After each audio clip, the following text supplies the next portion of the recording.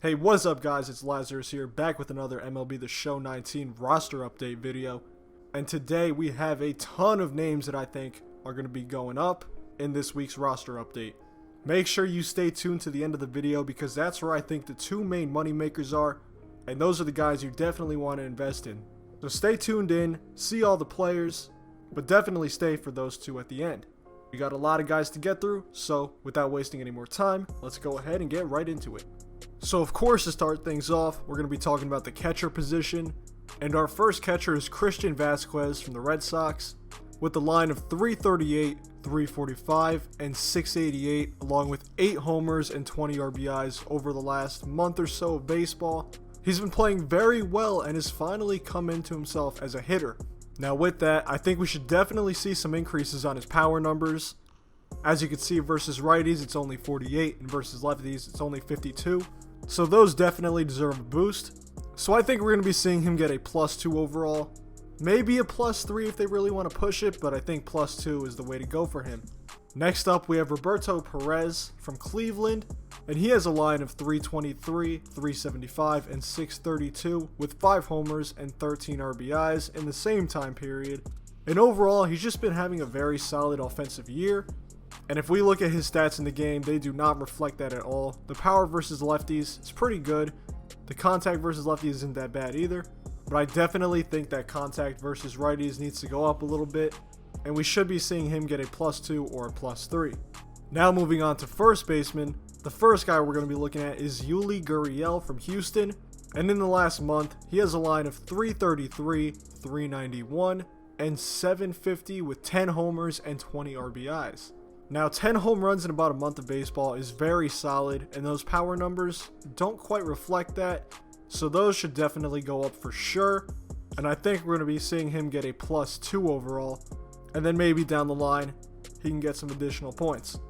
Next up, we have Carlos Santana from the Indians, and he's sporting a line of 325, 446, and 590 with 6 homers and 11 RBIs. I don't think he's going to get a big upgrade. I think +1 at the most, but he's been playing so well that it's kind of hard to ignore what he's been doing. So while it may be small, it still counts. Alright, moving on to second base, the first player we have is DJ LeMahieu, who just got that really nasty diamond card too, but I don't think that's going to stop him from getting upgraded in the live series edition.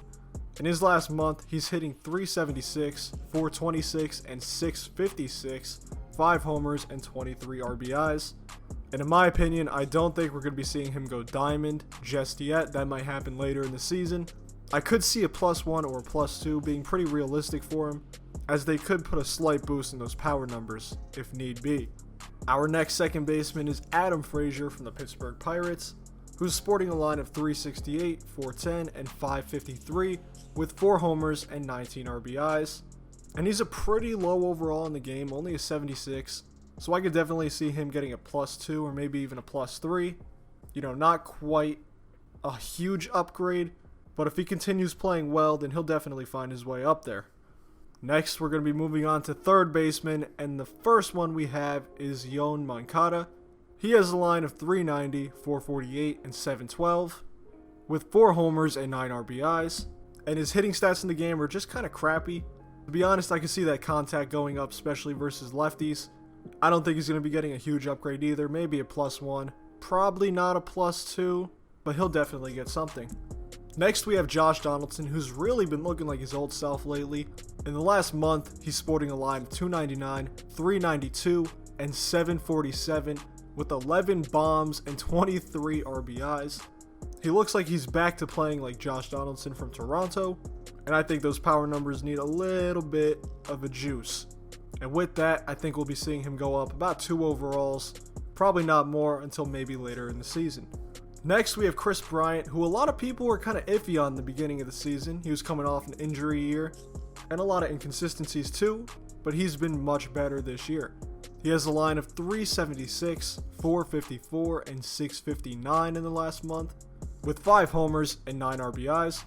And since he's already an 85 overall diamond, I don't think he's going to get a huge upgrade either, probably a +1, but I think his contact versus righties should go up for sure. And our last third baseman is going to be Matt Chapman from the Oakland A's, who has a line of 329, 415, and 659 with 5 homers and 16 RBIs. Now, he has a really nasty live series card in the game, mainly because of his defense. If you take a look at those stats, they're absolutely ridiculous. But with the way he's been hitting as well, I think it's time for those hitting stats to go up. And I do believe we'll be seeing him get probably a +1 or a +2 to his 85 overall. Alright, so we're finished up at third base. Now we're going to be moving on to the shortstops. And we only have one guy here, and it's Freddie Galvis from the Toronto Blue Jays, who in his last 30 has a line of 351, 396, and 619 with 6 home runs and 19 RBIs. He's having a really nice offensive year with the Blue Jays, and he's only a 74 overall in the game, so his hitting stats should definitely go up a little bit, and I think we could realistically see him moving into the silver tier with like a +3 to his overall. Alright, we're all finished up in the infield. Now we're going to be moving on to the outfield, and our first player is Yasiel Puig from the Reds, who in his last 30 has a line of 372, 425, and 795 with 9 bombs and 18 RBIs, so he's having an actually pretty good month of June as well. And I'm not going to lie, his stats are like surprisingly low in the game, so I could definitely see that power being bumped up a little bit and the contact as well. So I think we're going to be seeing Puig finally make his way into the gold tier once again, with a +2 overall being the most likely in my opinion. Alright, our next outfielder, and excuse me for absolutely butchering his name, is Lourdes Gurriel Jr., the brother of Yuli, who we mentioned before, and he's breaking out as, you know, a really surprising player this year, doing a lot better than I think anyone expected him to, and the fact that he's still at a 72 overall is kind of surprising to me.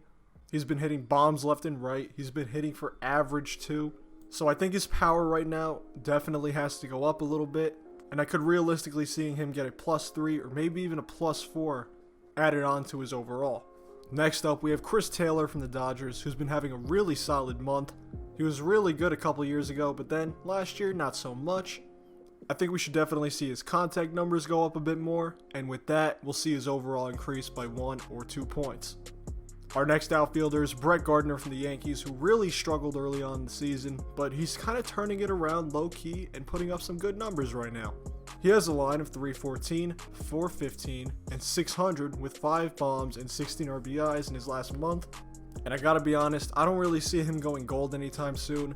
I think he'll get a +1, with the main upgrade being to his power numbers, because he's really turned around what looked like an absolute crappy season for him, so definitely be on the lookout for him to go up.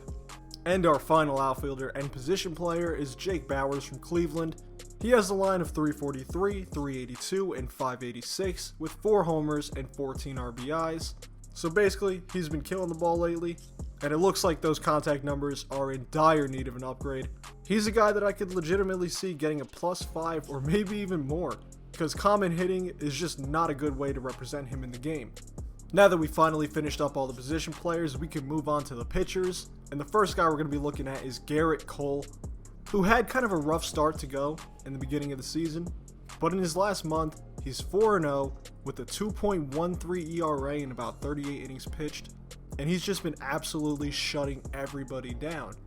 Although he's already a diamond, I think he's still due for a slight upgrade, and we'll see him get maybe a +1.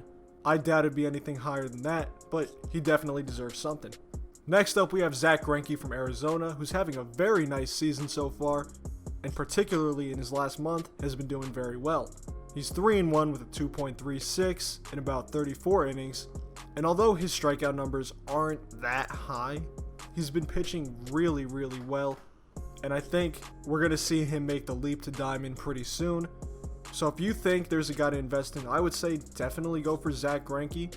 Try to make some stubs off of him, because I think he's going up for sure.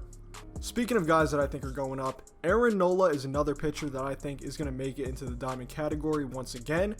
He started the season as a diamond, but then fell below it. But he's recently started pitching a lot more like his old self, and I think he's going right back to that diamond category. In the last month, he's 2-1 with a 1.85 in 34 innings pitched. And I would say, to be honest, him and Greinke are probably going to be the two big money makers in this video. Because let's say you stock up on them a little bit. If you can get them for under like 3,000 stubs, then you get a bunch of them, quick sell them for 5K, that's going to be a pretty good amount of stub right there. So definitely look out for Aaron Nola and Zach Greinke to go diamond. And finally, we have one last starting pitcher on the list. It's Mike Fiers from Oakland, who in the last month is 3-0 with a 1.09 ERA. In 33 innings pitched, he already has that no-hitter earlier in the year too, and he's ranked really freaking low. He's a 72 overall. I think that's going to go up at least 2 points, potentially more. So not as big of a splash as the previous two guys, but he's definitely going to get an upgrade too. And finally, to round out the list, we have a relief pitcher from the Athletics, Liam Hendriks, a 79 overall, and I think he's going to be going gold. He's sporting a nice 0 ERA in his last 13.2 innings pitched, with 21 strikeouts as well, and he's been pretty good all season too, so I think it's about time we see him hit the gold tier, and I think we're going to be seeing that happen very soon. Well guys, as always, if you enjoyed this video, be sure to leave a like and subscribe, and let me know in the comment section below, who do you think is going to get upgraded next Friday's roster update. Now before I go, I just want to mention my Twitch. It's in the description below. Give me a follow on there. I might start doing some live streams soon if you guys want to see that.